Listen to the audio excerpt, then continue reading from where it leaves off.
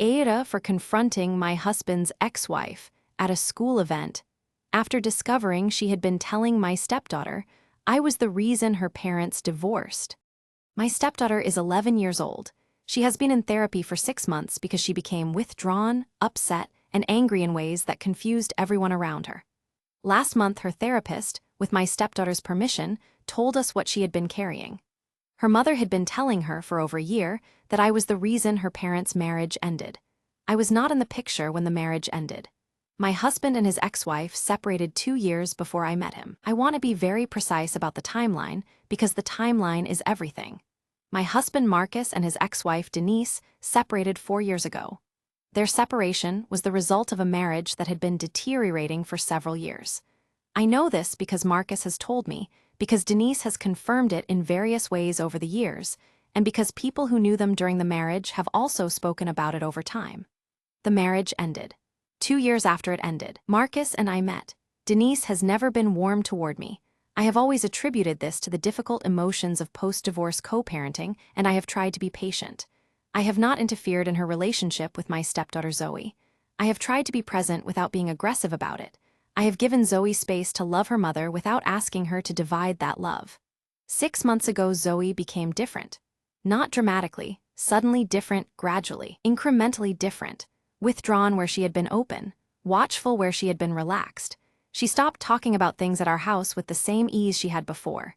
She became careful. We took her to therapy. Her therapist is a specialist in children and family transitions, and she has been very good with Zoe. Last month, with Zoe's permission, and as part of a joint session that included Marcus and me, Zoe's therapist told us what Zoe had been carrying. Denise had been telling Zoe, consistently and over time, that I had been the woman Marcus had left the marriage for, that I was the reason the family had broken apart, that the divorce was my fault. Zoe is 11 years old and she had been carrying the knowledge, which is not knowledge, but is a lie she had been given as fact, that her family had ended because of me. I saw Denise at Zoe's school the following week. I asked her to step aside for a moment. We stepped aside. Am I the asshole? Update 3 months later. I told Denise, in a school corridor, quietly and without shouting, exactly what Zoe's therapist had told us and exactly what I knew about the timeline. I told her I had not been in the picture when the marriage ended.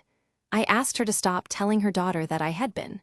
Denise told me I did not know what had been happening in her marriage, and I had no right to tell her how to talk to her own child. I said, "Your child is in therapy because of what you told her. That's what gives me the right." She did not respond to that. She walked away. Marcus has since been in direct communication with his solicitor about whether Denise's behavior constitutes a breach of their co-parenting agreement, which includes a clause about not speaking negatively about the other parent or their partner in front of Zoe.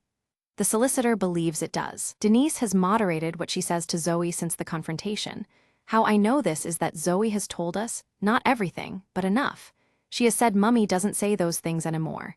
She said it the way children say things that reveal the scale of what has been happening. Zoe is still in therapy. She is doing better. She has started talking at our house again with something approaching the ease she had before. She sat beside me on the sofa last week without being asked. This was small and significant, and I am choosing to take it as a sign. NTA or ITA, was the school corridor confrontation the right move? Comment below.